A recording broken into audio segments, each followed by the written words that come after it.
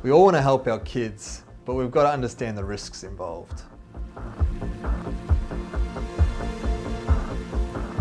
Dad, nowadays a lot of baby boomers are being asked by their kids if they could go guarantor for their home. Have you had an experience like this? I've got 5 kids. I might have been.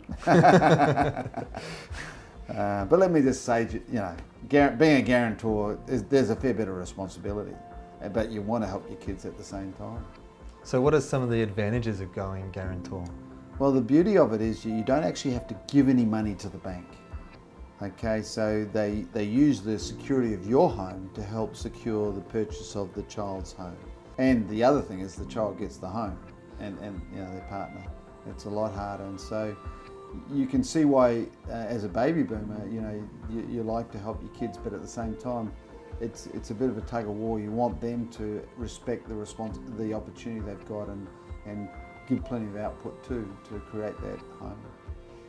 Yeah, I agree. It's an important lesson to learn, isn't it? The value of money. It is. What's some of the, risks? Yeah, so thanks. That's a really good question, because you don't want to jeopardise your own future as parents and your own financial future and security.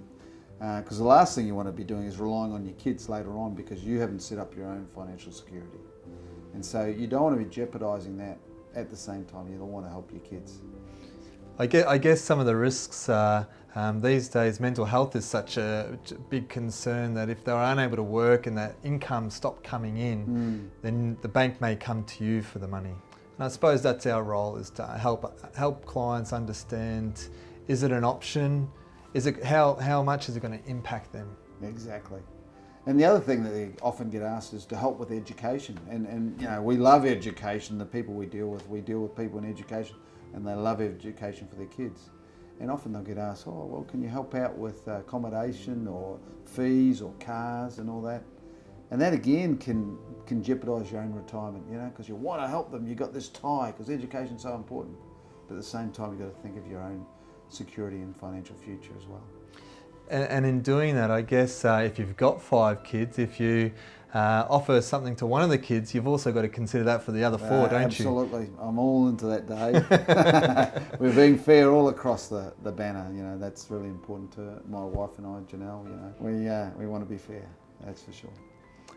Something that I have passed on to some clients is in the way of helping kids get a deposit for their first home, is they can be invested. Maybe even through a fintech app.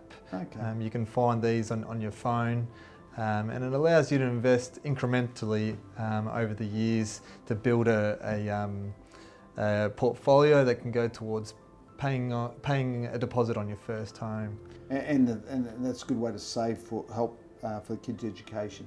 So I'll help you with the education later on. We've got a plan in place to do it. In fact, I've got adults using these apps because they see that it's easy to use and it makes a difference in the long term. So Pops, what are we talking about next week? Yeah, it's a good topic, Dave. We're going to be talking about how to retire well and what's enough.